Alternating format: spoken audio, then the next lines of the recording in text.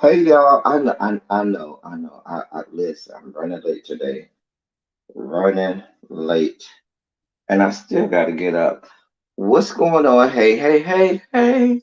Good morning, everybody. Let me go get a snack, because if I don't, the way these sugar spikes will happen. Dear God, they're coming. All right. What the hell just happened? Oh God, damn. Did I just go? Damn it. That light wasn't even, I ain't even had that light for that long. I don't know. Anyway, light just blew. Now you turn on the light and the light blows, and you're like, what? What? Yeah. Anyway, what's going on, people? What is going on? Good morning. Good morning. How art thou? We got some politics to talk about today. Let me say hey to everybody. Hey, Jason, what's good, bro? Peaches04. Hey, my love. Karen, what's up? Raphael, Tanya, Tracy. Hey, everybody. Good morning. Good morning. Mm, I felt like some ginger ale this morning. Nothing's wrong with my stomach, but sometimes for us ginger ale drinkers, we want some ginger ale. So I went with, excuse me, I got the real strong ginger ale, the kind that's not for the faint of heart. What kind? Red Rock. If you ain't never had Red Rock, they only make it in like the small little bottles, and it's a glass bottle. You know Red Rock. If you ain't never had Red Rock ginger ale, this is probably as strong as it get. Like people say Barner's is strong. Mm-mm. Barner's ain't got nothing on this. This is the real deal. Red Rock ginger ale. Child. Hey, IMC Brown. Hey, Sharika. We got Skittles. I tried the Skittles gummies a couple weeks ago. They was just all right. They was just all right for me, Tracy. But if you like them, I love them. What snack am I eating on today? My Haribo watermelon again because they're so good. All right.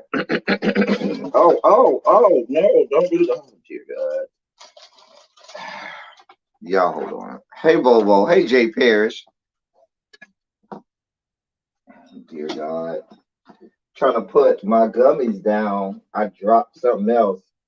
I'm all over the place this morning. We must be about to have a really good show because we must be about to have a really good show because everything is trying to stop me from getting to the good stuff. So maybe we're about to have a real good show. Let's make this a good one. Six. There's so many things trying to impede what we need to talk about today.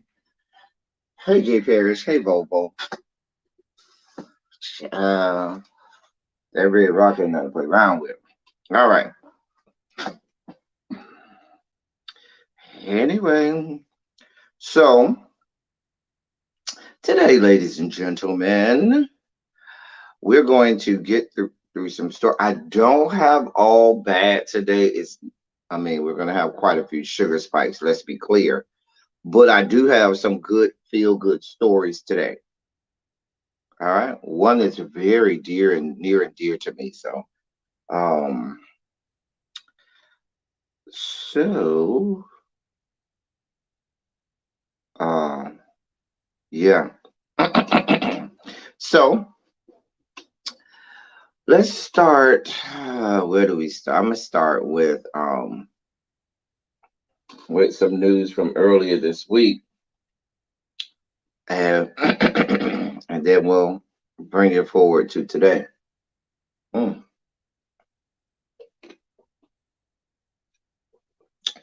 So, in our elections have consequences.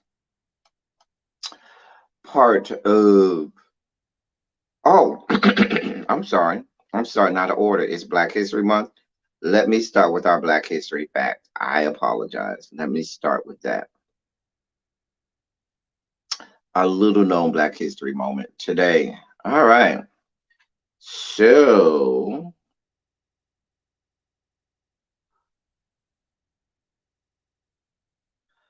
right.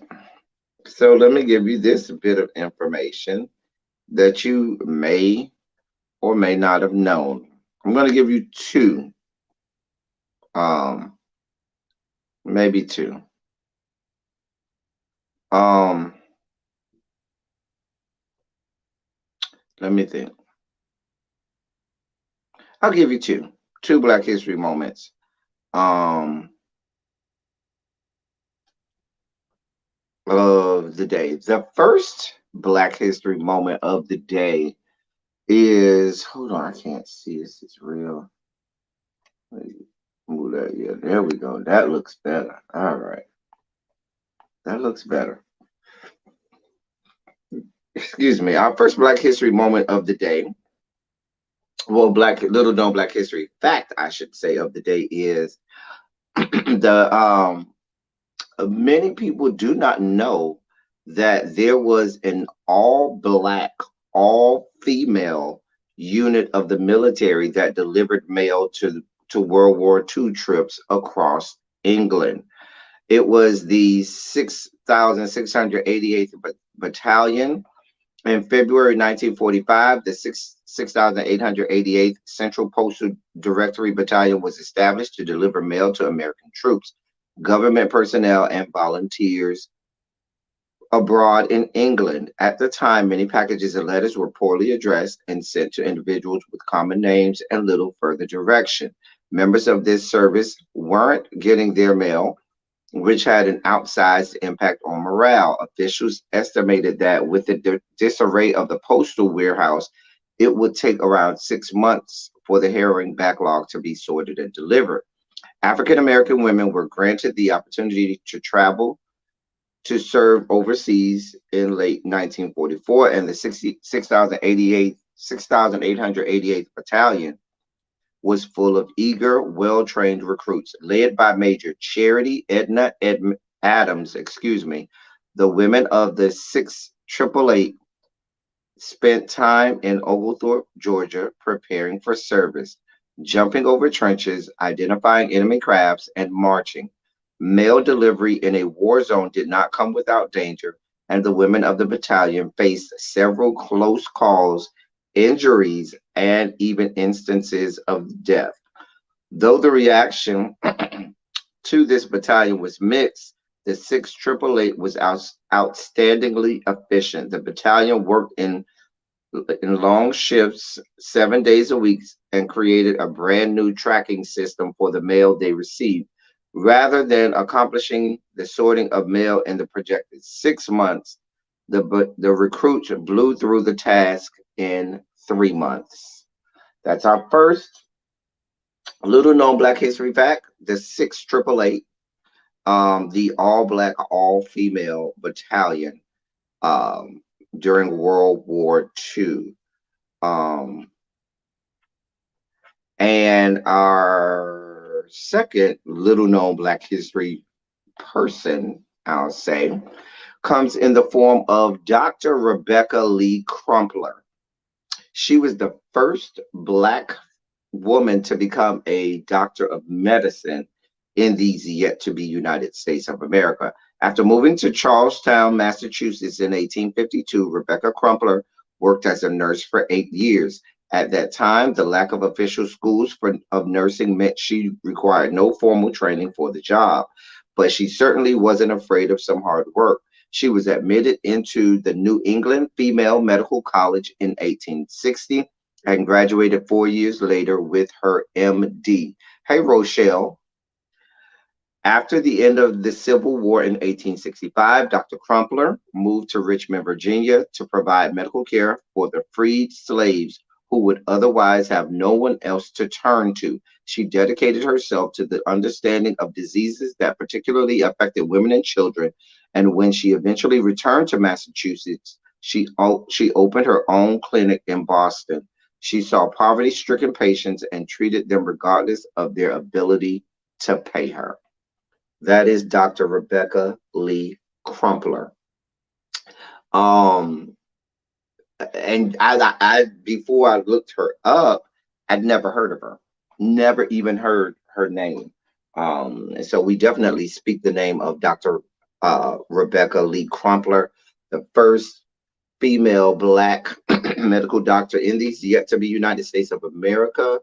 And I love the fact that, and this has been a long-standing tradition of Black people in the medical profession.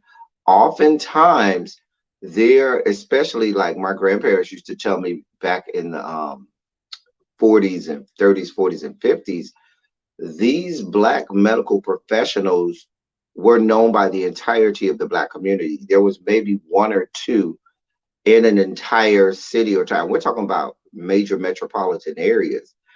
And so there was one or two Black doctors, one or two Black dentists, and a lot of times they would provide medical services to people who they knew couldn't pay, and they did it. It was a labor of love. They still did it to help their community. I love that she said, I'm leaving the New England area and I'm moving to, after the Civil War, to Virginia, the capital of the Confederacy, so that I can help treat, medically treat freed slaves. And they had somewhere to go to get medical treatment because, as you could probably imagine, they didn't have a whole lot of money going on. They didn't have a whole lot of access to white doctors, if any access to white doctors in Virginia at that time. So her services were needed. And then for her not only to be a Black doctor, but a woman Black doctor, so that she could, certainly understand and cater to the needs of women at the time. Tremendous work there. I wish I would have known of her earlier. And so that's definitely a name that we need to speak more often and we need to hear more about. Dr. Rebecca Lee Crumpler. So Dr. Crumpler, that's Crumpler, is certainly to be celebrated and heralded in Black history. All right. So we learned about the 688 Battalion during World War II, all female, all Black. Given, the women's is they time today, they shine today. Come on, Black women, giving y'all shine today. So shout out to all of these Black queens. That is our Black History moment of the day. So let's talk about what your Supreme Court of these yet to be United States of America did earlier this week. So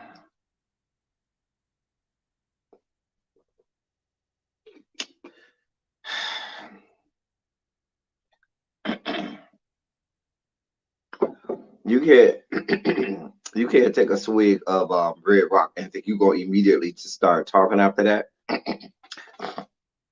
You got to let that clear out the sinuses, the nasal cavities, and all of that stuff. Right, Jay Parrish, we have so much history that we just don't know. And the sad part is we have critical race theory, well, that people are using as a scapegoat, even though critical race theory isn't even taught in K through 12 education. But they have all of these sweeping laws to stop real education and learning of history. So anyway, so let's talk about what the Supreme Court did earlier this week. So let me read this article. It comes from commondreams.org.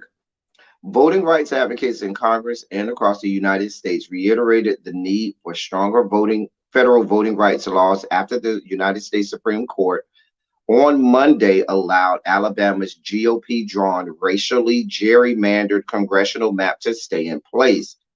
After a panel of 3 federal judges last month threw out the map and ordered state lawmakers to redraw it, the High Court reversed that decision in a 5-4 ruling, for which Chief Justice John Roberts joined the 3 liberal justices in dissent. Responding to the development, the Congressional Progressive Caucus tweeted that Congress cannot sit by and watch as America's most fundamental democratic freedoms are eviscerated by right-wing partisan justices. Although Democrats have a decisive majority in the U.S. House of Representatives, they have struggled to pass bills in the evenly split Senate due to the filibuster. Thanks to the GOP, along with Senators Joe Manchin and Kirsten Sinema, party members have failed during this session to send various voting right bills to President Joe Biden's desk. Hey, China White, my love. Manchin and Sinema joined with Senate Republicans last month to block an effort to change the chamber's rules just for Democrat, just for Democrats' House-approved pro-democracy package, the Freedom to Vote John R. Lewis Act, sparking widespread outrage, and we talked about that earlier. So here's what we got going on. Let me give you some of the backstory. Hey, Fran, some of the backstory here. In November, Alabama's legislature, which is controlled by Republicans, redrew the state's 7-district congressional map to take account of the 2020 census. It maintained a single district in which Black voters make up a majority. The district has long elected a Democrat, while the state's other 6 districts are represented by Republicans. The map was challenged by Black voters and advocacy groups. A unanimous 3-judge panel of district of the Federal District Court in Birmingham ruled last month that the legislature should have fashioned a second district in which Black voters either comprise a voting age majority or something quite close to it. In a dissent described by Slate's Mark Joseph Stern as furious, Justice Elena Kagan, joined by Justices Stephen Breyer and Sonia Sotomayor, wrote that the Supreme Court's new majority decision, quote, is one more in a disconcertingly long line of cases in which the court uses its shadow docket to signal or make changes in law without anything approaching full briefing and argument. So what happens is this: people are arguing in Alabama because the census showed that the population of Black people in Alabama had grown, but the Republicans, when they did the redistricting, made sure that they kept the Black population or the majority of the Black vote within one congressional district. And so they said, listen, we got 7. All you getting is 1, get over it. Even though you should probably have 2, we ain't giving you 2 out of these 7. Even though 2 wouldn't even be a majority, wouldn't even be, you know, 2 would be 2 out of 7 is what? Somebody will do that math for me. But like 15% or something. No, 2 out of 7. I don't know. I can't do that math in my head. I'm gonna say 2 out of 7 is about 35%. I'm gonna say it's 35%. 2 out of 7. Somebody check my math. Is that 35% or close? Anyway, I think I'm gonna say it's 35%. Somebody do that math real fast. Put it in the chat for me. But my point being that wouldn't even be close to being half. You know what I'm saying? Because even if they had 3 out of 7, it still would be less than half. So the advocacy groups and Black organizations around Alabama had real issues with the redistricting. Thank you, 28%. See, there we go. Y'all are so much smarter than me. That's why I have y'all. So they raised hell. So when the redistricting came out, there were lawsuits that were filed in courts. It made it up to the federal court level. The federal court in Birmingham ruled, yeah, this is unconstitutional. Y'all need to go back and redraw this. The state of Alabama appealed to the United States Supreme Court. The United States Supreme Court came out and said, go ahead and have at it.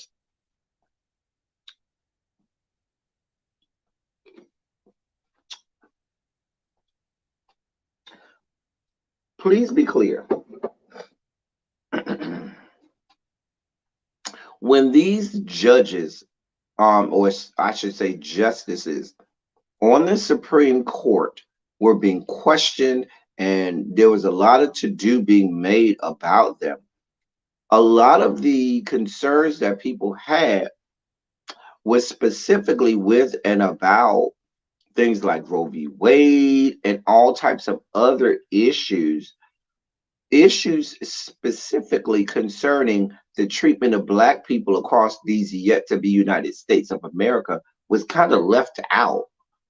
You had a few, you had at the time only three Senate seats held by Black people at the time. Senator Kamala Harris, Senator Cory Booker, and Senator Tim Scott. And you know Senator Tim Scott doesn't count because Senator Tim Scott wants no parts of anything that you Black people got going on. He's Black presenting like his granddaddy Clarence Thomas. So these justices are not going to do anything and make any decisions that have anything that goes toward helping Black people or any type of other marginalized individuals.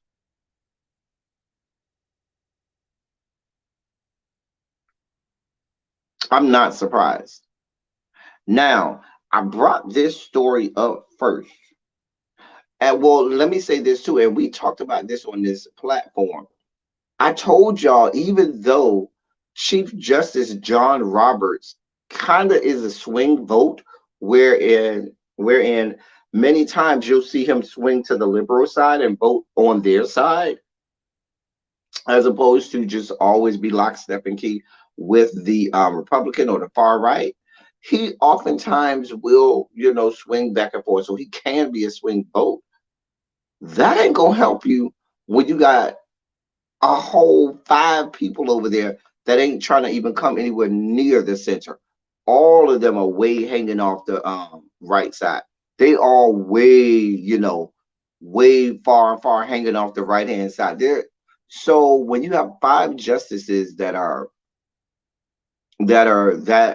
far right, even if Chief Justice Roberts decides to go with the three liberal justices, it ain't gonna make a difference. It doesn't even matter. So, child, J. Parrish, we use that all the time over here. That's our saying over here, honey. But I'll let you. You can have it, honey. Go with it, child. So basically, what the Supreme Court's decision, which you can't go any higher, their decision basically halted what the lower court said, and so now the Alabama, so that halted the redrawing of the districts, and so Alabama can keep their gerrymandered districts that purposefully is used to harm Black votes and make sure that the influence that Black voters have in Congress isn't isn't what it should be, and which is unfortunate.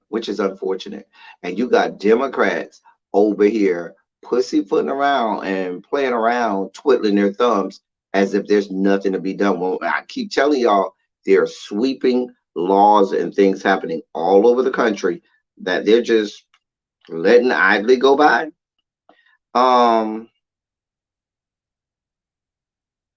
So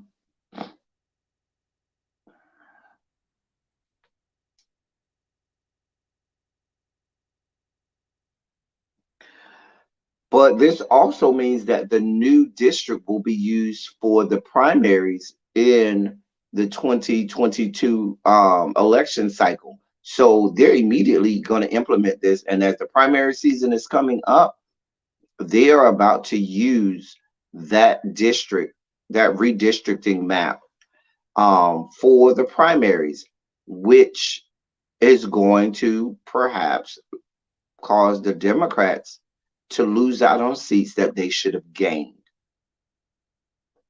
But they ain't got nothing to do. But they don't have any smoke for the Republicans who and Kirsten Sinema and Joe Manchin who stopped them from passing the any of the voting rights acts. A mess.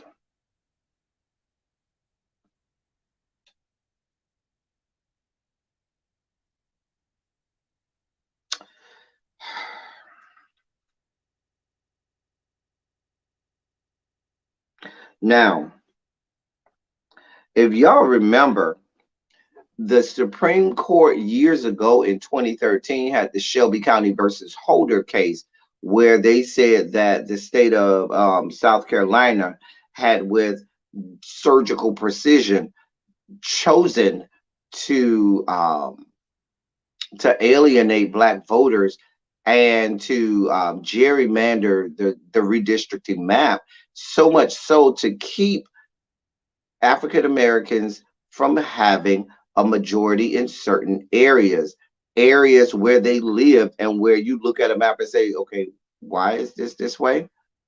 That was 2013 when the court was way different. This is 2022. And in 2022, they're here for all of it. Those right-wing justices that's way out there on the far right, they're here for all of it. And so what that means is everything that all of that stuff from Supreme Court, Shelby County versus Holder, null and void. Thank you for coming. Please drive safely. Now, why is this important? We talk all the time. We talk all the time about how when one thing happens and is successful, it becomes a blueprint. We speak on that all of the time. So hold your horses. Hold your horses. They looked and said, oh, that happened on Monday. Mind you, remember this, Alabama had already done that redistricting, and they went through the lower courts, and it got turned down, but it didn't stop other states from saying, if we're going to go ahead and put ours out and let Alabama stick their neck out first, and then ours will already be in, going through our legislature. So if Alabama gets the green light, we'll push it through real fast. And so as not to be left out, who has laws that are being passed to redistrict? And we talked about this a couple of weeks ago. Oh yes, your favorite, your boy, Governor Death Sentence. Governor Hot Wheels had already passed this redistricting, a while ago. Governor Hot Wheels don't play around. He likes to be at the forefront of racism and bigotry. He don't play around about his racism and his bigotry. But Governor Death Sentence has done the same. And so he had passed a redistricting map. Remember how I told you that the legislature had passed the redistricting map, and he told the Republican Florida legislature, I don't want no parts of your redistricting map. I have my own redistricting map, and if you send that map up here, I'm gonna veto it. So you might as well use the map that I want you to use, because I'm not signing off on no map that you send up here unless it's mine, because yours isn't quite as bigoted and discriminatory against minorities as mine is. So we're going to use mine. So he did his map, but a little good news. However, the Supreme Court decision may nullify this good news. So apparently the Florida Supreme Court says that Ron DeSantis's request on the constitutionality of a black district is too complicated to answer in an opinion. Let me read this article. The 2022 midterm elections are only a few months away, but states around the country are trying to redraw their legislative maps. The Justice Department is currently suing Texas over their gerrymandered map, and places like Ohio and Alabama have had their own rejected by courts within a matter of weeks. However, update, hey, really be, Alabama's map was approved by the Supreme Court of the United States of America, which lets you know that when these other states um, court cases make it to the Supreme Court, where they're going with it. When Texas's cases, even though the Justice Department is suing the state of Texas, the Supreme Court is waiting over there like this. We waiting because they're gonna come right over there and say, "Oh, you got a problem with Texas? We don't. Let them. Y'all find Texas. You good, Governor Hot Wheels over there. Go ahead and do what you do. Y'all got a problem with Ohio? Oh, we don't. You good, Ohio? Going on over there, do what you do. A mess. In Florida, Governor Ron DeSantis had submitted a map proposal to break up North Florida's only African American district.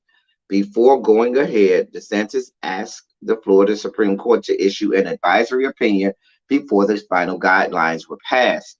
According to Politico, the five-judge panel, including three judges appointed by death sentence. Remember, we talked about that a few months ago. I think that was last fall, how Governor DeSantis had redone and restructured the whole Florida Supreme Court to do his bidding, and he had his own people put on the Florida Supreme Court.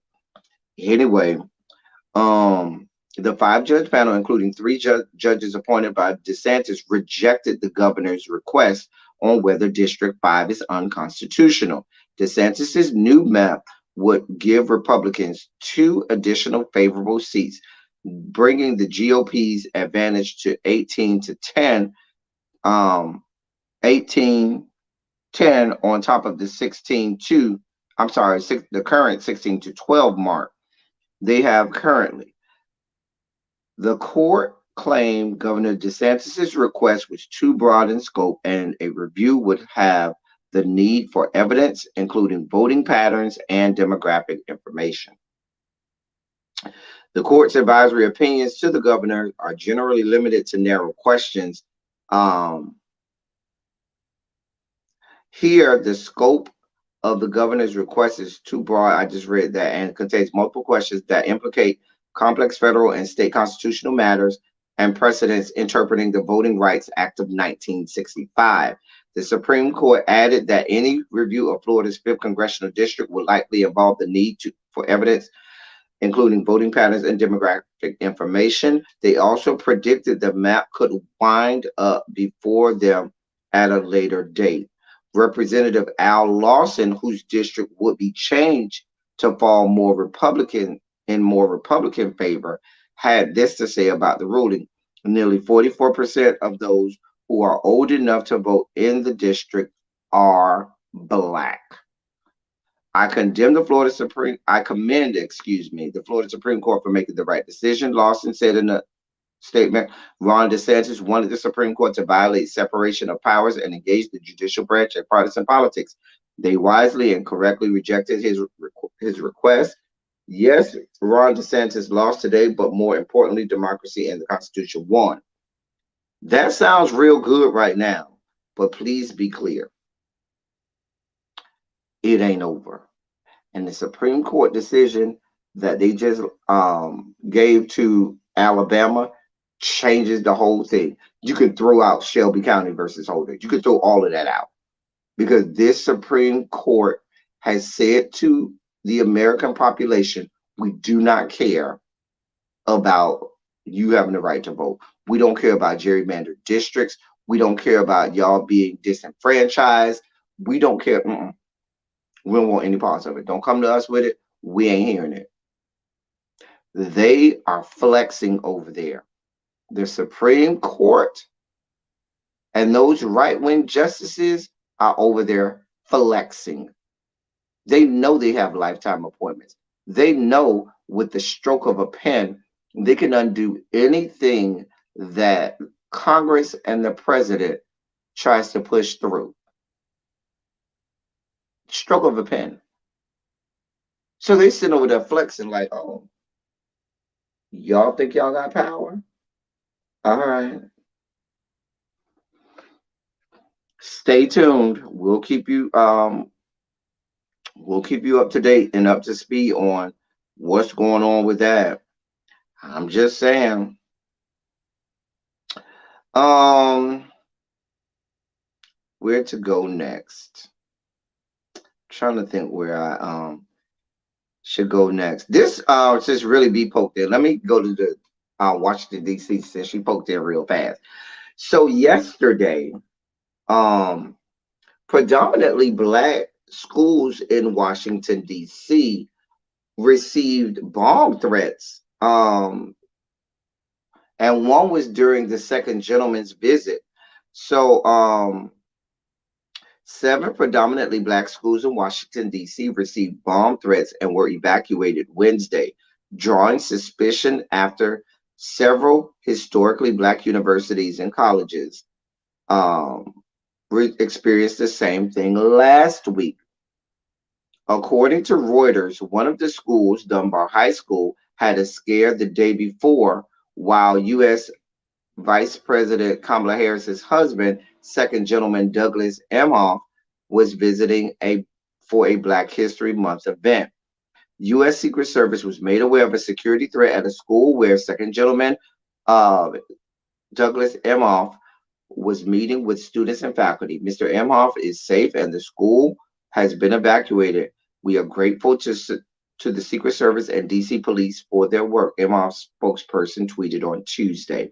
The District of Columbia Police Department reported that at least 8 schools, 4 public high schools, and 4 charter schools received the threats Wednesday. According to NBC News, all were cleared with no hazardous material found. Washington police has not drawn a connection between race and the threats. According, and this is from I'm sorry, this is from NBC. According to the most recent data published on the DC School Report Card's website, at least 7 of the 8 schools targeted have a predominantly black student population. Among them, we just talked about that. Authorities said that the incident at Dunbar, where the second gentleman was, which is considered the first school for Black Americans in the U.S., did not appear to be targeting Emhoff. They also did not indicate that race was a factor. The bomb threats come, however, and we talked about that after the HBCUs. Um, the FBI is currently investigating the bomb threats um, at this time to include these schools in DC as well as the HBCUs. But they're trying to spin this as it's not being racially motivated.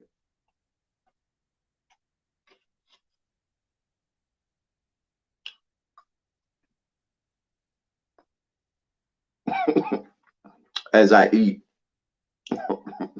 my snack to regulate my sugar levels. So conveniently, last week you have dozens of HBCUs that received bomb threats. Then you have several schools in Washington, D.C., predominantly black, that also conveniently received bomb threats.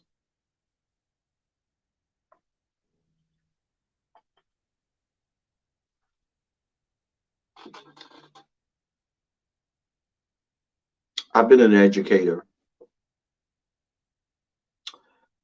for a long time. I'm not going to tell y'all since what y'all almost showed y'all since what year, but for a very long time. Do you know how many times I've received a bomb threat? And I've been at several schools. 0. Do you know how many times I can remember there being a bomb threat at a school in my area, and I was in the 4th largest school district in these yet to be United States of America? A bomb threat? I don't think I can remember any. And this probably is even going back to the time when I was in school. My point is, A bomb threat isn't something that you get all of the time. And if there is one, it is taken quite credibly, and it is taken with the utmost seriousness. And people are, on threat level red at that point. Students are evacuated and are not let back in the building until such a time. Now, you mean to tell me you got dozens of bomb threats at HBCUs last week? You have several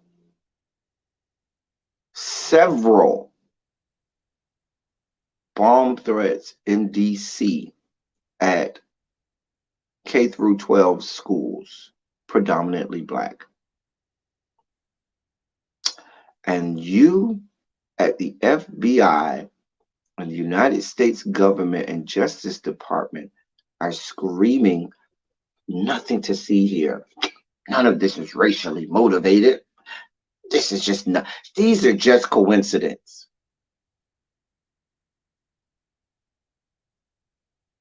Y'all don't see what's happening here? I told y'all last week, a bomb threat is triggering for us as a race of people. A bomb threat to black people in America is triggering because of the history of this country, because of what our forefathers had to endure with their homes being bombed, with their businesses being bombed, with their churches being bombed, with them being bombed while driving in their cars.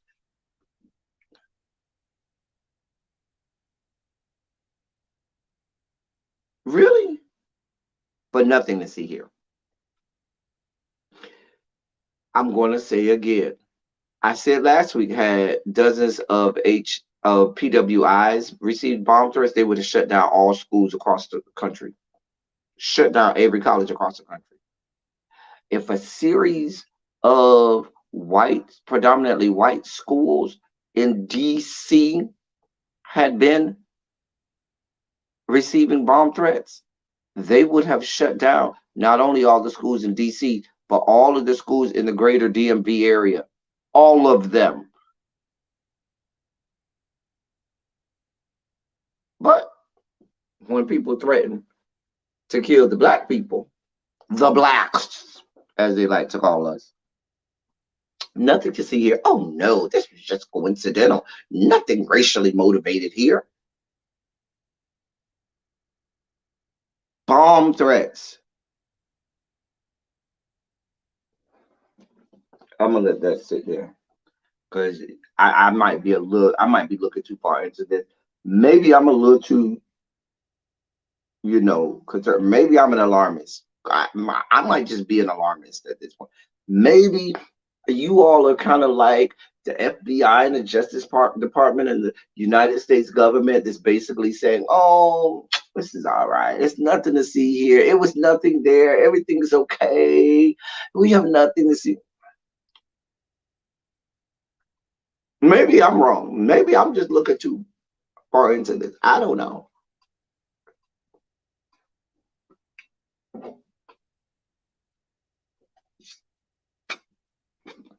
But then when the bomb threat is credible, or when nobody calls in the bomb threat and the bomb just goes off.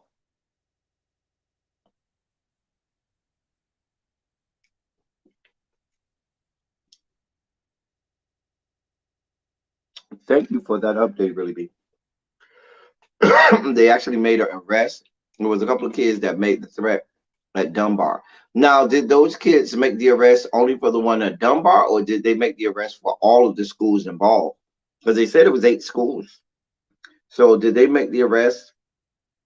Were those kids the ones that made the threats at all of the schools?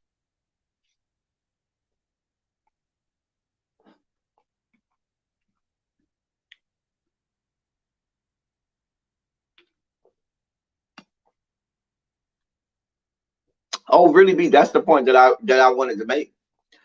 It goes without saying that DC is a black city by and large. So when you're making bomb threat, that's the connection that I'm making. When you say that you're making bomb threats at 8 DC schools, more than likely all 8 of them are going to be predominantly black because DC is a predominantly black city. That's the entire connection that I'm making. That is you really mean that is exactly what I'm saying. So it's you telling me that bomb threats made in the great city of Washington, D.C. has nothing, isn't racially motivated. So maybe there's nothing to see here.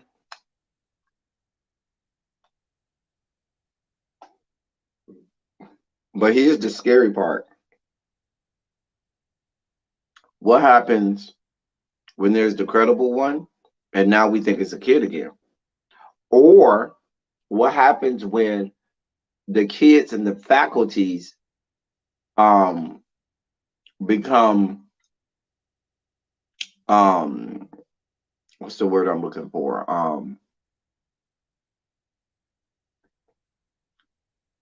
What's the word I'm looking for?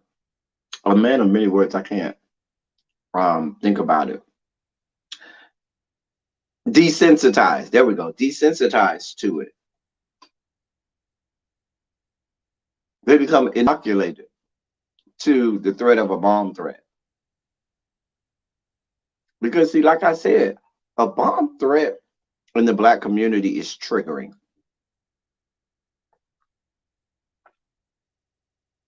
But I'll leave it at that. We'll keep you posted. Here's a story that pissed me off because I experienced this. Chase Bank refused a black doctor's check for 16,000. I had Chase Bank do this to me. Mine wasn't $16,000, but I did have a check of over $5,000, and they took me through all types of like, and I was like, "Hello, my name is on the check. Hello, this is me. Here's my ID." Deposited the check. I literally had to wait like 14 days. They had to go take me through all of these hoops. I had to go through submitting documents and had the organization that wrote me the check give it. It was a mess. It was a whole so much so I'm I took my business elsewhere. Said I'm never coming back here. Never coming back here. So Malika Mitchell Stewart, 35, said in a lawsuit filed this week that she was denied opening a bank account at First Colony Branch in Sugarland with a check worth more than $16,000 from her employer.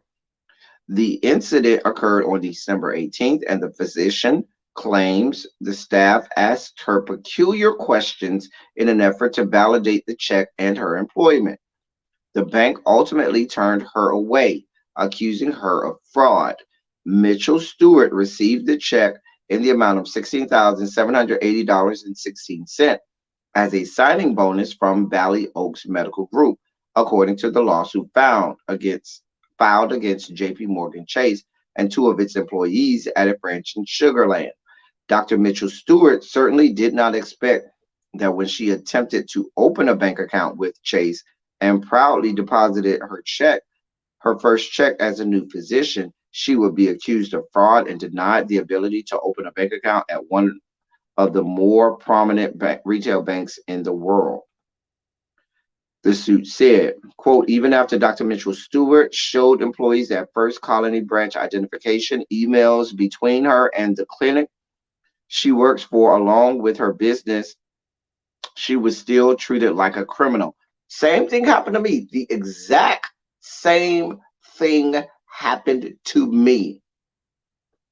Mitchell Stewart,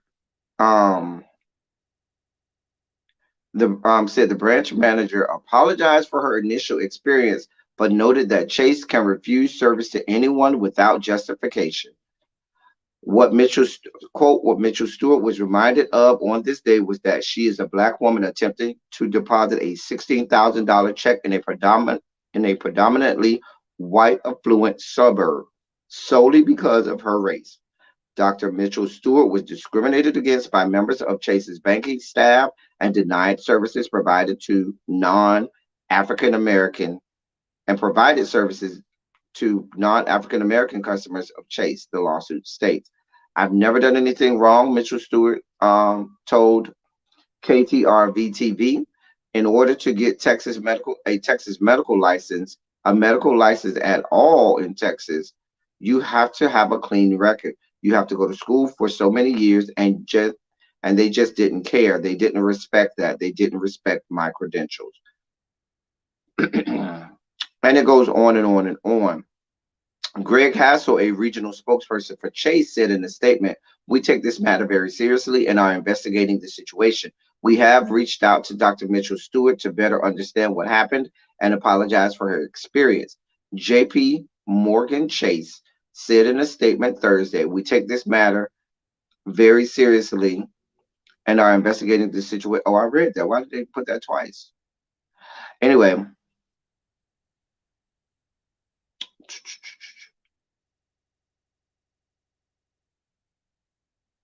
all right.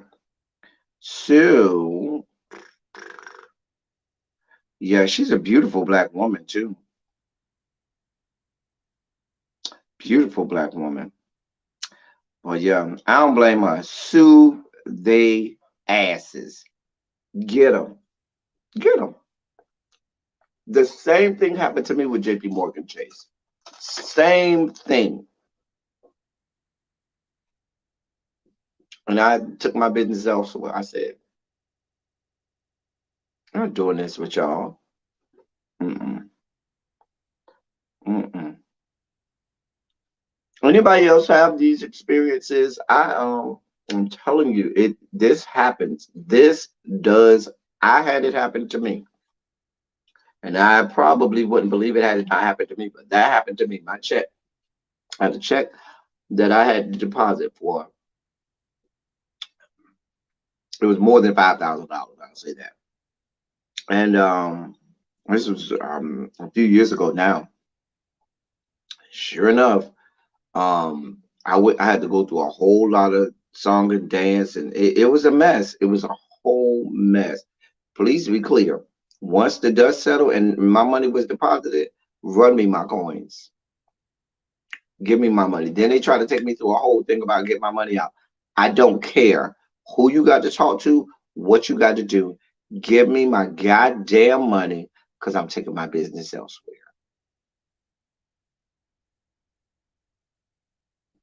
I just saw that I think most of y'all a viral video went the other day. I think it was at Chase where the lady got mad and jumped over the Did y'all see the video where the lady jumped over the teller window?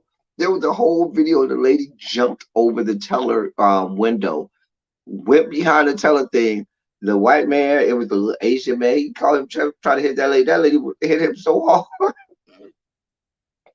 He got up off her. She got her money and then walked out and said, "Y'all," because what happened was they tried to take her whole check or something like that for some yeah, I saw that either yesterday or day before yesterday. They tried to take our whole all of the money that she was deposited because of overdraft fees or whatever. I hate overdraft fees, it's so stupid. But they tried to take all her money. Mama said, "Oh no, we're not playing them games. Run me, mom. Give me my goddamn money back." They didn't want to give it. They were like, it's too late. You already gave it to her. Mama jumped over that goddamn. She jumped over that goddamn teller window and said, "Oh, you gonna give me my goddamn money?"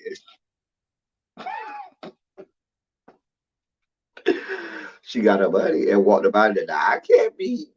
I don't know what happened after that. I don't know if they when they found her, arrested her. I don't know what ended up being the aftermath. But I know she walked out of that bank with her buddy, and kept it the fuck moving. You were like, we're not doing this today. Mm-mm. We are not doing this today. A mess. Child. Mama said, I ain't doing this with y'all. Mm-mm. I'm not doing this with y'all. I'm sure they're gonna come and get her because you know how politicians love to protect banks and bankers. You know, they ain't gonna let y'all do too much to their bank. And I would love to see what happens with this case against J.P. Morgan Chase because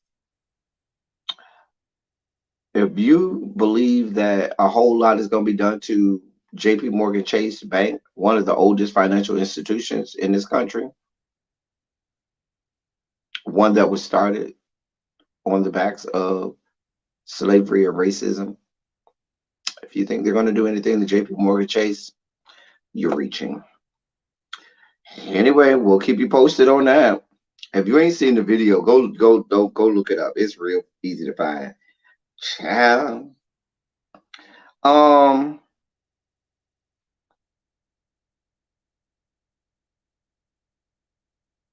I saw this and it intrigued me. So they have issued warrants for Dallas officers who shot Black Lives Matter protesters in the summer of 2020 with rubber bullets. Let me read this article for you. The Dallas District Attorney's Office has issued warrants for two police officers who are accused of using excessive force against Black Lives Matter protesters in May 2020, reported CBS News. And if you remember, there were images of like I remember the one guy who got shot in the eye, and his eye was all messed. I mean, just all messed up because they shot him in the eye with one of those rubber bullets or whatnot. These are one of the guys that has a warrant against him is one of the people is the officer that shot him. Anyway, the officers, Senior Corporal Ryan Mabry and Senior Corporal Melvin Williams, are facing aggravated assault charges and official oppression charges, which are Class A misdemeanors, according to CBS. Mabry reportedly shot three demonstrators with a 40 millimeter launcher, resulting in one victim losing an eye. Williams reportedly shot three demonstrators as well with the same firearm. Williams is facing an additional oppression charge for an assault from July 2021 and had been placed on administrative leave in January for assaulting a man, reported WFAA. According to the district attorney's office, the Dallas Police Department's protocol at the time of the incident required officers who shot rounds of ammunition to collect the fired projectile, if possible, get medical help for the person struck, notify a supervisor on the scene, and conduct a report of the incident. The officer said none of these steps were taken. Um, Last month, Criminal District Attorney John Cruzat said the office would investigate the alleged criminal wrongdoing by police officers at the protest. From everything we have, we believe this activity is illegal and unjustified, Cruzat said on January 5th. Officers were allowed to use rubber bullets on protesters for nearly the entire summer of demonstrations in 2020 as a form of crowd control. Instead, they caused severe damage to people like Brandon Syens, who had who had to have his left eye removed, and Vincent Doyle, who suffered injuries to his eye and a broken cheekbone, reported local Dallas News. At some point, the department stopped the use of the weapons, but by then it was too late. Hey, Tabitha. Oh, okay. The two officers are expected to turn themselves into Dallas County Sheriff's Department, and reported the local news. The office asked for witnesses to come forward. While this sounds good, I think what got lost in this article, I'm gonna read the part that got lost in the article, and I want to see if y'all catch this. The officers Senior Corporal Ryan Mabry and Senior Corporal Melvin Williams are facing aggravated assault charges and official oppression charges, which are Class A misdemeanors, according to CBS News. Anybody see something wrong here?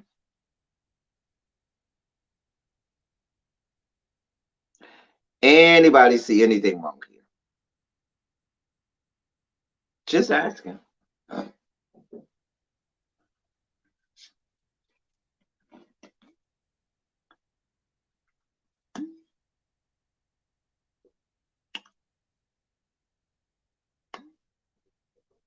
So everything good. Ain't nothing wrong.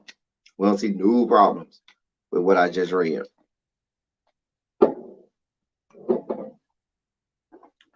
Let me tell y'all something. If you shoot me and I have to have my whole eyeball removed in one of the gentlemen or the other gentleman who had his eye injured and had a broken cheekbone, and you tell me that, oh, that's just a misdemeanor, oh, nothing to see here, that's a problem for me. Do you know how much medical bills have probably been incurred by all of the people that were victimized by these officers? Mind you, we just read that they didn't follow any of the protocols in place. I just read this for you. It says, according to the district attorney's office, the Dallas Police Department's protocol at the time of the incident required officers who shot rounds of ammunition to collect the fired projectile if possible, get medical help for the person struck, notify a supervisor on the scene, and conduct a report of the incident. None of these steps were taken. Y'all ain't trying to get them no medical help. Y'all ain't trying to tell the supervisor. Y'all ain't trying to go pick up the ammunition if you could. Y'all ain't trying to conduct a report. Y'all tried to act like this ain't happened. And you got people over here bleeding out, having severe bodily harm and damage done. And y'all just going idly by like, nothing to see here. And then when the rubber hits the pavement and we try to hold them accountable, we'll just get this good misdemeanor. Keep it moving.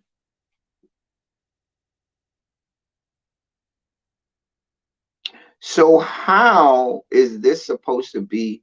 I mean, isn't the whole point of the criminal justice system so that the punishment become a deterrent for what the person did so as to have them not do it again? How is this a deterrent?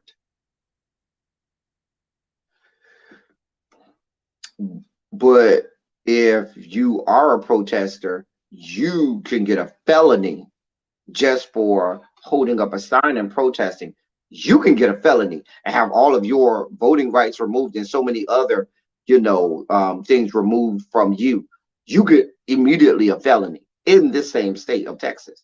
If you protest, you can be charged with a felony. But the police officers who use excessive force and do the wrong thing by shooting people and causing severe bodily injuries get a misdemeanor. Make this shit make sense.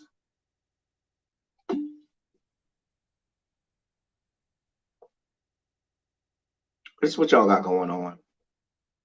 This is what y'all got going on. I can't.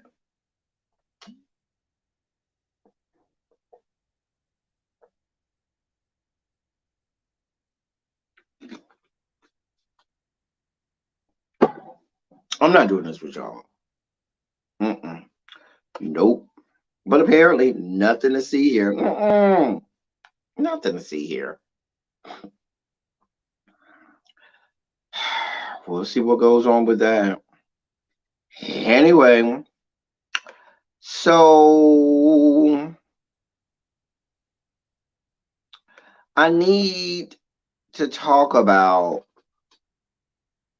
one of the worst people in the United States Senate in the form of Senator Ron Johnson from the great state of Wisconsin.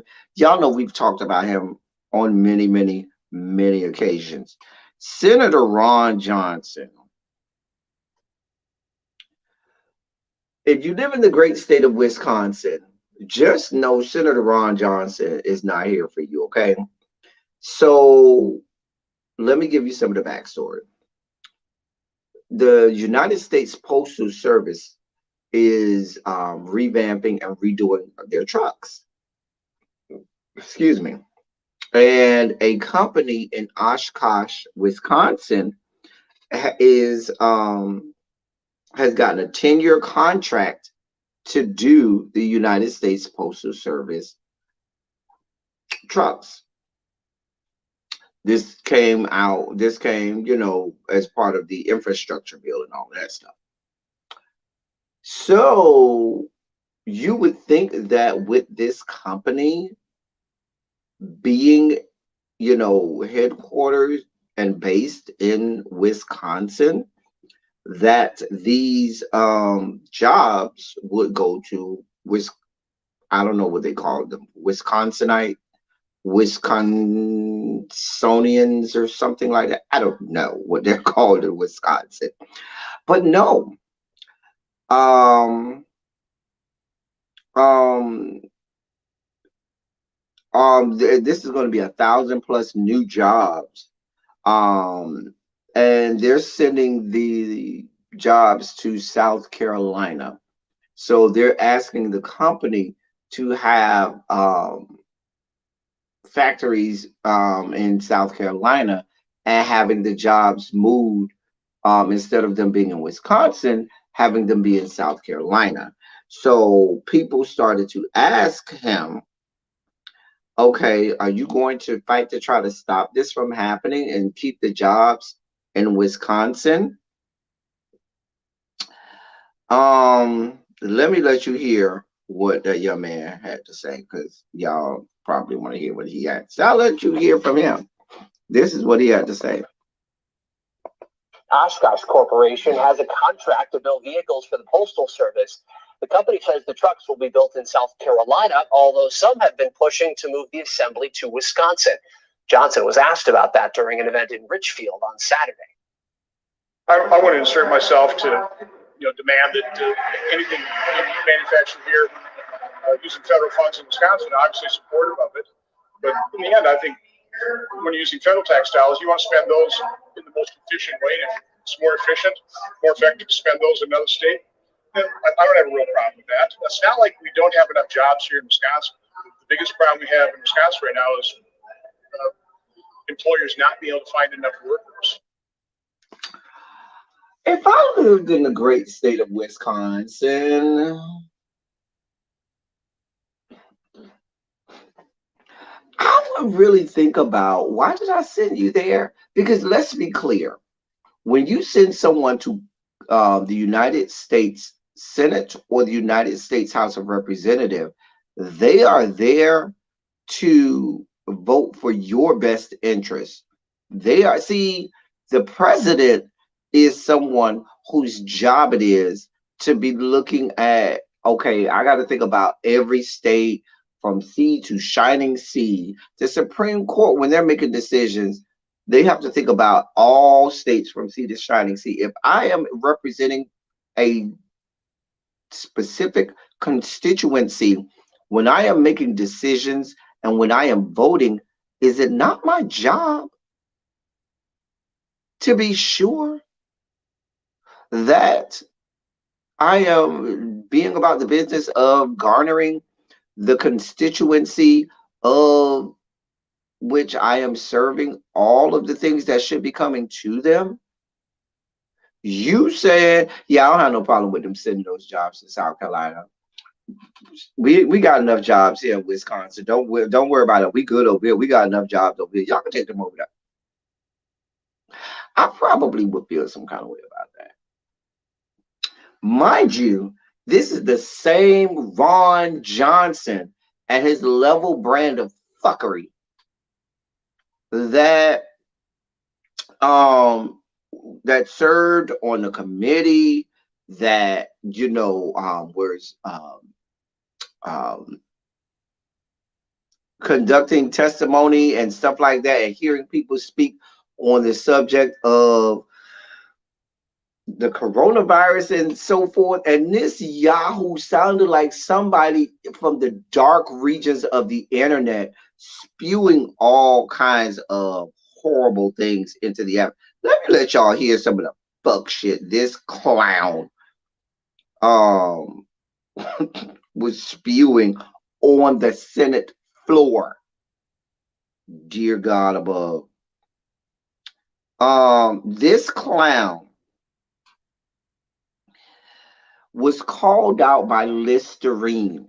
Yes, the company Listerine, because he suggested on the Senate floor that standard gargle mouthwash has been proven to kill coronavirus.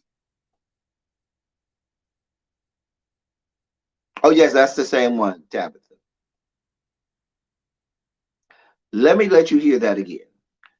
Listerine, the company Listerine, had to call him out on all of their social media because this ass clown said while they were hearing testimony and so forth about coronavirus, suggested that, quote, standard gargle mouthwash has been proven to kill the coronavirus.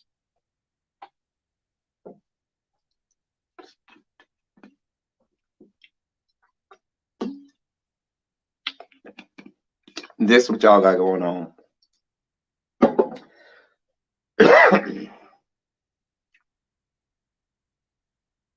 Why is he in Congress? Why is he in the Senate? But don't worry. See, I'm going to start spotlighting wonderful Black politicians. He is not my spotlight today. I mean, the person, I got somebody running against him. I'm not spotlighting this person today. He will come later. But let me let y'all look at someone running against him. This young man right here, in the form of Lieutenant Governor Mandela Barnes, who is the current Lieutenant Governor of the great state of Wisconsin, is running against this ass clown in the form of Ron Johnson. I'm just going to leave that up there for a while so y'all can take all of that in. Praise God. He is the current Lieutenant Governor of Wisconsin, but he is running against Ron Johnson in this election. Wisconsin, do what I know you know how to do. Please, this Black man is running. Mandela Barnes is his name. Please remember that name. I'm just gonna leave this up there for a few more moments so that you can appreciate this great Black man that will hopefully garner us another Senate seat. We're all about more Senate seats. I told you, 2022 election is for us and not them. Do I need to leave this up a little while longer? Do I need to take it down? Do I need to leave? Do I need to leave this up a little while longer? You know, so for all my people in the back that needed to see, you know, I'm just saying. All right, y'all say I can take it down. I was enjoying the view, but since y'all say I can take it down, I'll take it down. Then I was enjoying the view. God, can't even enjoy the view with y'all. See how y'all do me? See how y'all do me? Tabitha, see what I got going on over here? I can't even enjoy the view over here. Y'all, you can take it down. I was enjoying it. But we're going to have a feature presentation on him on a later Politics of It All. Today's feature presentation of a Black politician is going to be I need to get my StreamYard synced with my laptop too. Hold on, y'all.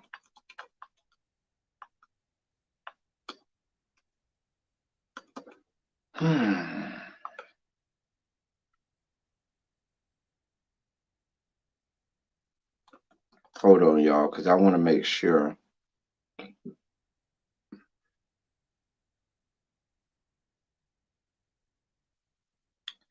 that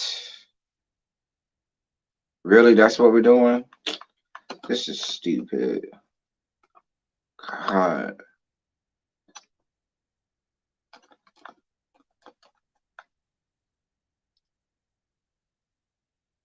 Hold on, y'all.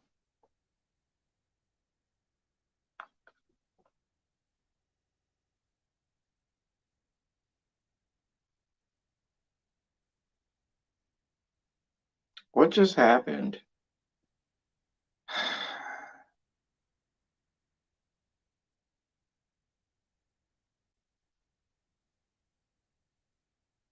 All right.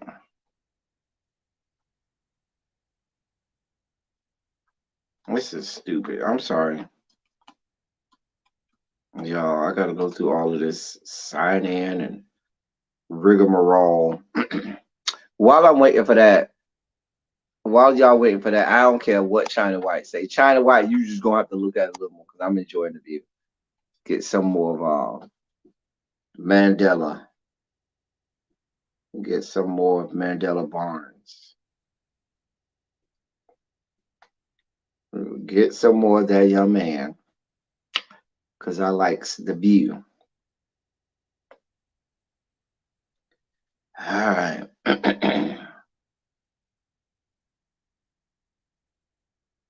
So, all right, I needed to have that set up so that I can do my feature presentation today.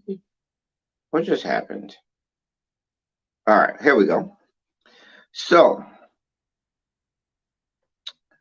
our person of the day, as we begin to feature Black politicians who we need to look out for in this political cycle, is out of the great state of Louisiana. And that is one Mr. Gary Chambers. Gary Chambers is running against Senator John Kennedy of the great state of Louisiana. We just talked about him a week or two ago. That Senator John Kennedy, who we can't stand. Anyway, he's running against Republican Senator John Kennedy. And now, you may not know his name, but you may have heard of him a few months ago or a month or two ago. He made a lot of big news because he had a campaign ad where he was smoking the ganja, the hippie layers, the marijuana. Okay. But I want to show this clip that I found that gives you a little more about who he is.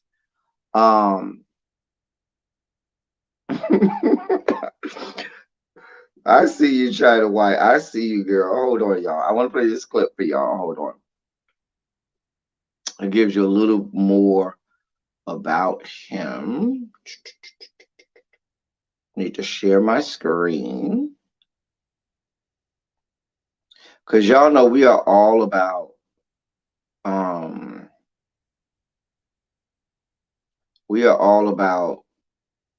making sure that we feature politics. I told you I will be doing that. So we're going to do that here. Oh, shoot, I did that wrong. Hold on, y'all. Hold on, y'all. I forgot to tell it to share the screen with audio. I hate that you have to push that button every time. That's stupid.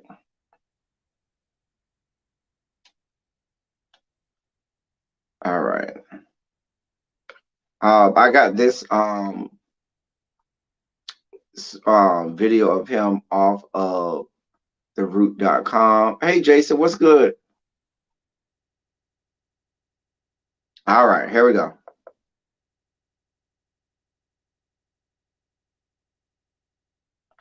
If it'll play. Hey guys, we are giving out Okay, a ton of these DeWalt samples today. Just fill out our quick 2-minute survey and... Gary Chambers is out to end the Confederacy. They said we hold these truths to be self-evident, that all men are created equal. But here in Louisiana and all over the South, Jim Crow never really left, and the remnants of the Confederacy remain.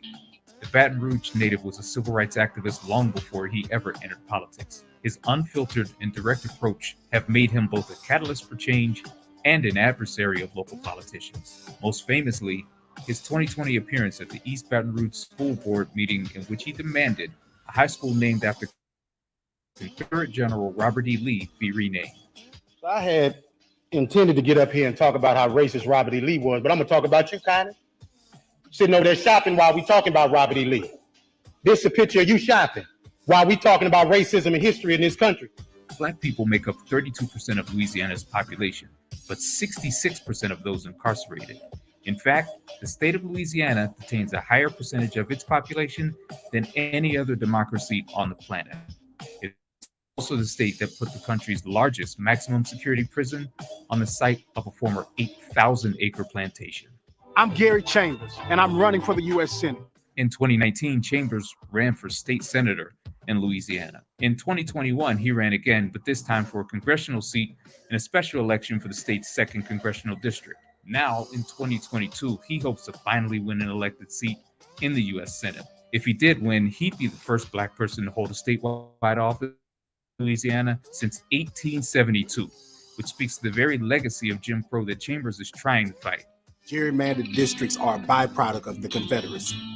Our system isn't broken. It's designed to do exactly what it's doing. Chambers argues that to this day, the attack on voting rights remains a methodical political tactic that prevents Black people from fully engaging in the direction of their future.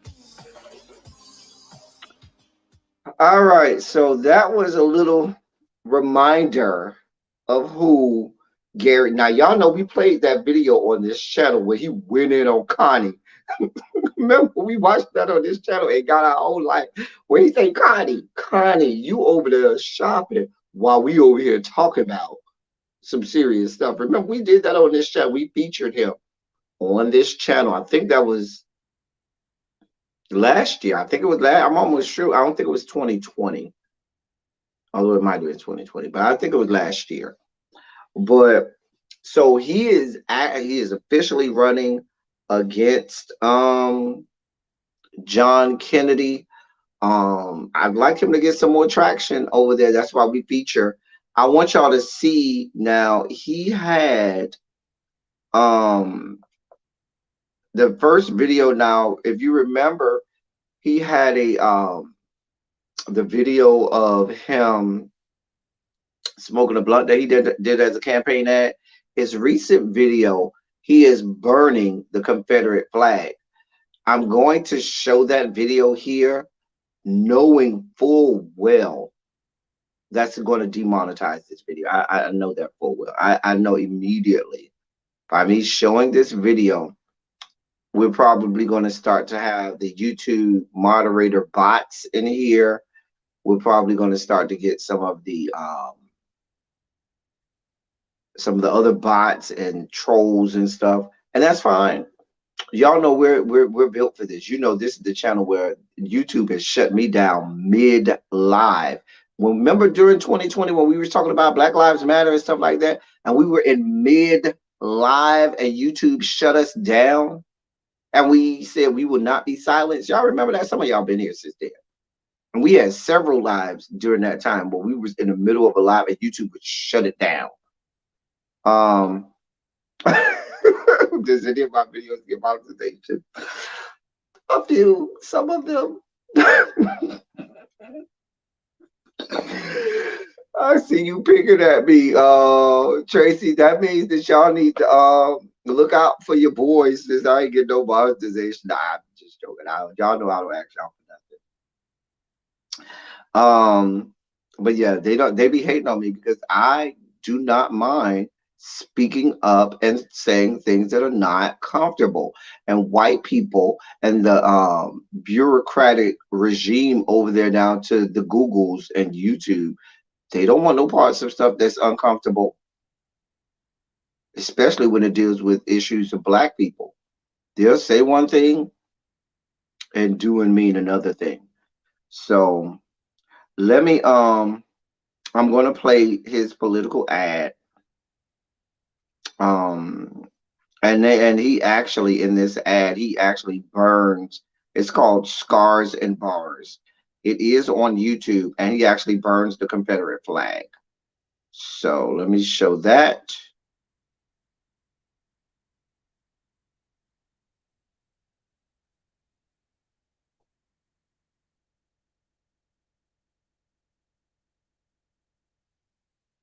All right.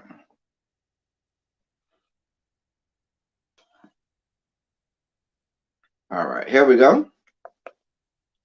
They said, we hold these truths to be self-evident, that all men are created equal. But here in Louisiana and all over the South, Jim Crow never really left, and the remnants of the Confederacy remain. In 1873, when a black man named PBS Pinchback won a U.S. Senate race, he was never seated. They claimed election fraud. The attacks against black people, right to vote, in this democracy are methodical. Gerrymandered districts are a byproduct of the Confederacy. Our system isn't broken. It's designed to do exactly what it's doing, which is producing measurable inequity. 1 in 13 Black Americans are deprived of the right to vote. 1 in 9 Black Americans do not have health insurance. 1 in 3 Black children live in poverty. It's time to burn what remains of the Confederacy down. I do believe the South will rise again, but this time it'll be on our terms. I'm Gary Chambers and I'm running for the U.S. Senate, and I approve this message. All right, so that's definitely don't want to see that. But that is his recent campaign ad. You know, he had the one before where he was sitting on the chair smoking a blunt. I ain't mad at it. I think we watched that on this channel too. So that is Gary Chambers. He has been an activist for a long, long time. Let me read you a little bit about him and about everything that he's got going on right now, because he is getting some traction. Hey, October's Child. This ad I got from thehill.com says Gary Chambers, a U.S. Senate candidate in Louisiana who went viral last month for smoking a blunt in a campaign ad, burned a Confederate flag while decrying restrictive voting laws in his latest video released on Wednesday. In a 1-minute video titled Scars and Bars, Chambers is seen wearing a camo jacket as he pins a Confederate flag to a clothesline and ignites it with a lighter. Right after he cites the famous Declaration of Independence, we hold these truths to be self-evident that all men are created equal. As the flag burns, the Louisiana Democrat argues that inequality lingers and remnants of the Confederacy remain in the South. The candidate mentions gerrymandered districts and restrictive voting laws as byproducts of the Confederacy. The attacks on black people, quote, the attacks on black people, our right to vote and participate in this democracy are methodical. Our system is broken. It's designed to do exactly what it's doing, which is producing measurable inequality. According to the Brennan Center, 19 states have passed 34 restrictive voting laws in response to conservative push to tighten up elections following former President Trump's false claims that the 2020 election was stolen. Earlier this year, congressional Democrats attempted to push through a voting rights package to address the restrictive voting laws, but failed to secure enough votes in the Senate. Chambers is running to unseat Senator John Kennedy in the upcoming midterm election. He gained national attention last month with the release of a campaign ad in which he puffs on a blunt while arguing that the legalization of cannabis, the criminalization of which disproportionately affects Black people. The candidate is co-founder of a media outlet called The Rouge Collection and ran unsuccessfully for a U.S. House seat last year in Louisiana. In Wednesday's video, Chambers mentioned other issues that affect Black Americans, including access to health care, which has been highlighted during the pandemic, as minorities have had higher rates of severe illness and death from COVID-19. Chambers said 1 in 9 Black Americans do not have health insurance, and 1 in 3 Black children live in poverty. Quote, "It's time to burn what remains of the Confederacy.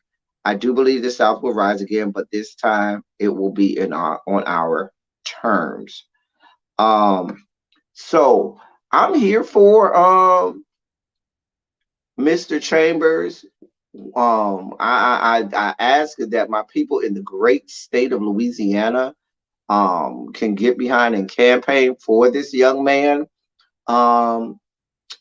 Most people are saying he doesn't have an ice cube's chance in hell of beating Senator John Kennedy, but that doesn't have to be true. You know how many times we've seen people rise out of nowhere and garner a seat, garner enough votes to win an election. I love how he inserted the part about Louisiana electing a Black person to the Senate and them never allowing him to be seated, showing the racist history of this country, something that the people that are decrying CRT all over the country would never want you to hear about. So if you live in Louisiana, you have relatives there, and or even people on YouTube that may live in Louisiana, y'all give this Black man, give him a shot. Go listen to what he has to say, and if you should so choose, go vote this Black man in, so we can get John Kennedy and his level brand of fuckery out of the Senate. Because what we really need to do is we need to do enough so that the Kirsten Cinemas and Joe Mansions of the world, their votes don't matter. So that is our spotlight of the day, Gary Chambers. Gary Chambers. All right. Yeah, definitely court documents. Let's donate to his campaign if we can. I think I have done enough. It's time for our feel-good story of the day. This will be our last story of the day. All right. So, for our feel-good story of the day, this one is very, very, very important to me. I didn't mean to open that one up. This one is close to me, close to the heart, and this is our feel-good story. We will end on this note. This thing happened this week. It's very close to me, and I am so elated. So I'll read the headline and talk about. I just want to put the picture up. Hold on, y'all.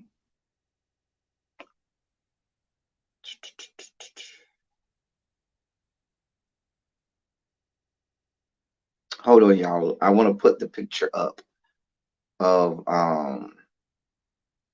of this young man. I have been bubbling over since this happened.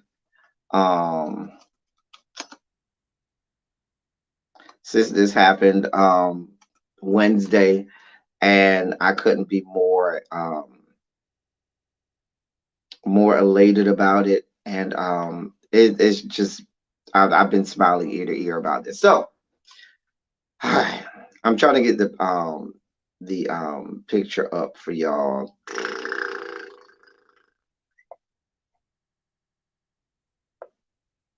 If my computer will act right. All right, so let me share this screen with y'all so y'all can see him.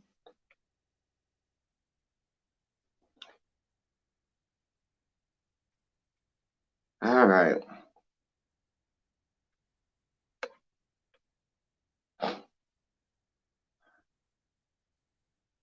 right, this young man right here.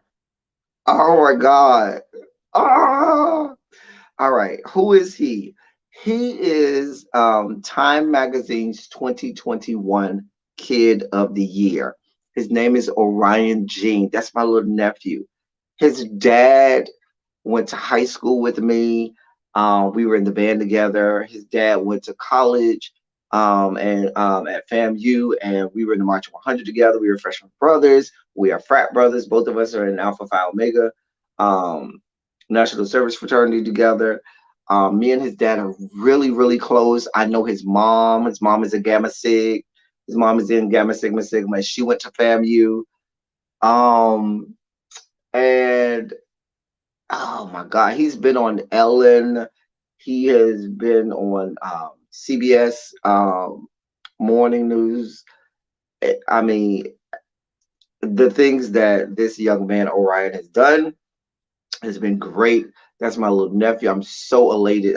Matter of fact, I just got off the phone with his dad this morning, and we were talking about everything that he's been through. So let me tell you about my little nephew Orion. All right, so 11-year-old Orion Jean has been named Time Magazine's 2021 Kid of the Year. The sixth grader is being acknowledged for the work he has done for kids his age by donating toys to even by donating toys to and even supporting families by donating meals. Our young king deserves his flowers for choosing so eagerly to help those in need.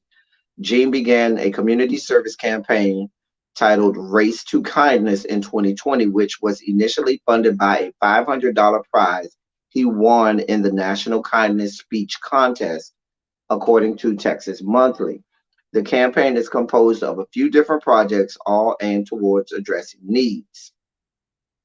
He decided to start by donating toys to sick kids at Children's Medical Center in Dallas.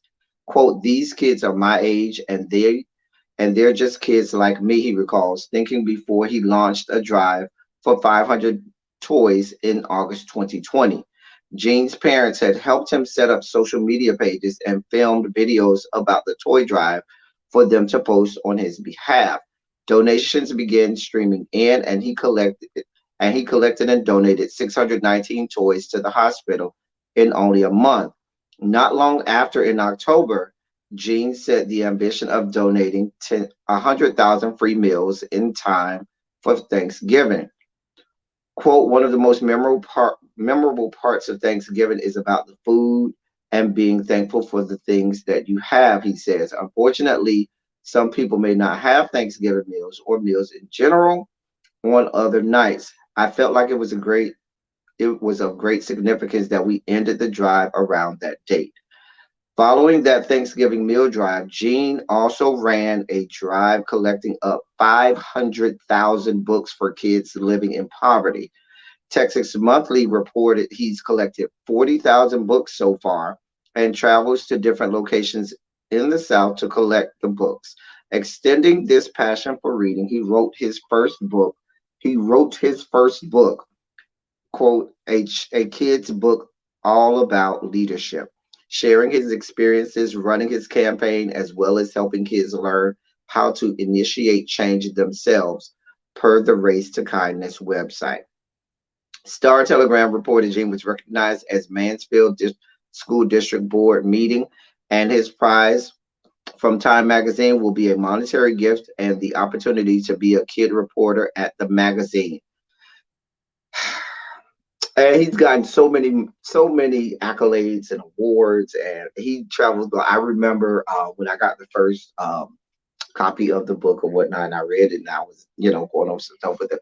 I'm just so elated for him. We were having I had 2 watch parties on Wednesday, when they had the program that announced there were 5 finalists, and he was amongst the 5, and he won, and we were so elated with that. That was at like 8 o'clock, and then later that night at 10 p.m., one of my great friends of well over 20 years now, he and his husband were on House Hunters, and they had a whole episode where they were buying a new house that cost like $500,000. I was like, I know you got money. You need to give me some of that money.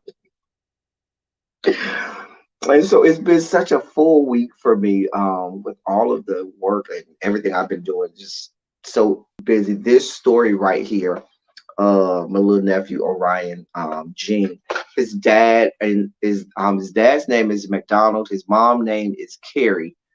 Um, oh man, we go back to we were me and McDonald go back to ninth grade, and so I just talked to McDonald this morning, and man, y'all just don't even know how elated we are. Let me close this out properly.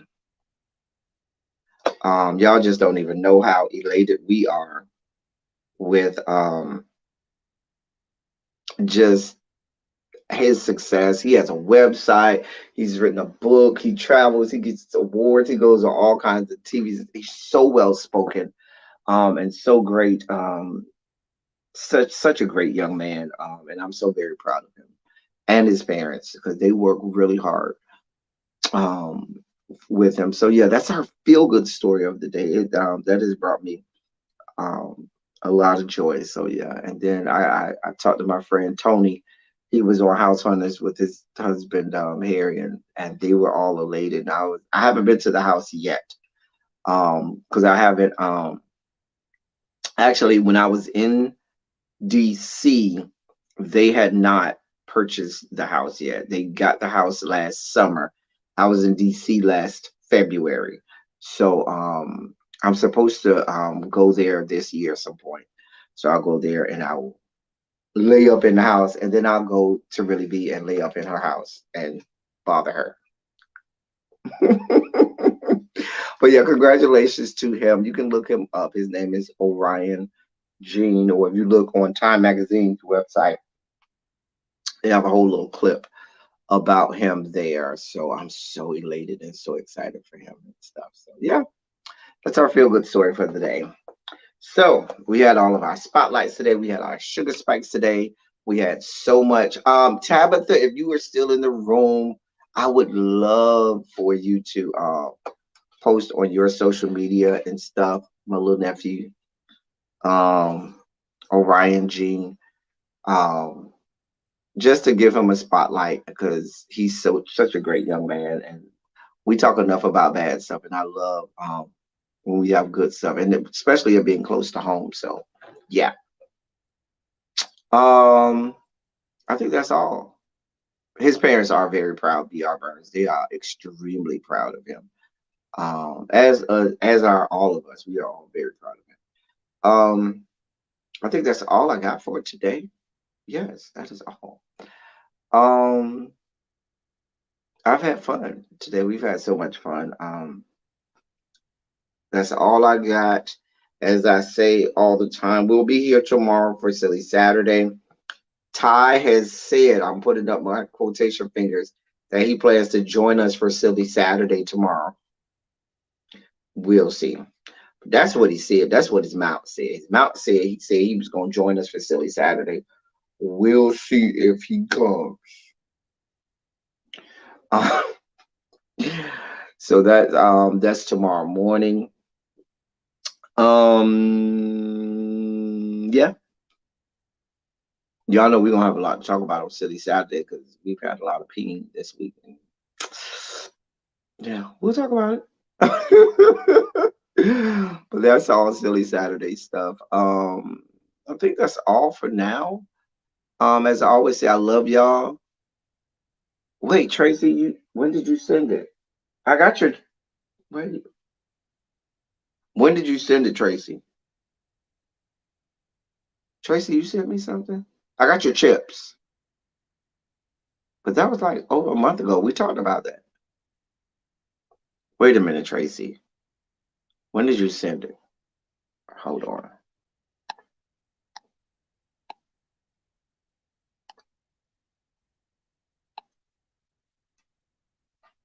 Right, Volvo, right. Tracy, send me a DM so I know I don't. When was I supposed to get it? You sent it today? I haven't gotten anything. Um, my Cash App and go off. Maybe it will. Is that right? Yeah, that's right. So I don't know. I'll look. I'll hit you up in the DMs. I'll let you know.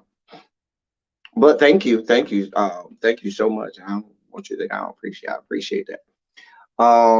As I always say, I love y'all. I love on you all. Thank you all for being vocal, present, and active. Thank you for doing what you do. Thank you for any and all contributions that you make to the channel. They're much obliged. They're much appreciated. Y'all know the work never stops. The work continues to be done. We're going to continue to scream from the rooftop about all of the things that we got going on and make you aware of them and tell you how we make them better. That's all I got. Let's put some Shondos in the chat while we're getting out of here. Let's get some Shondos in the chat while we getting up out of here. While we are getting up out of here.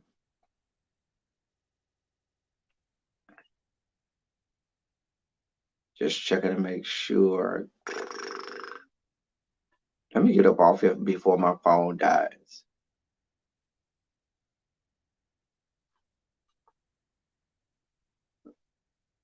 I probably won't be buying her album.